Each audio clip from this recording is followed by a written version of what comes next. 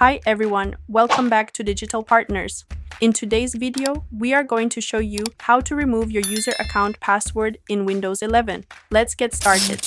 To begin, click on the Start menu and open Settings. Once inside, go to Accounts and then select Sign-in options.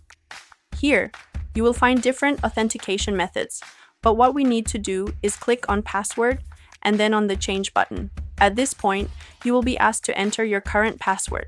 Once you have done that, you will see three fields.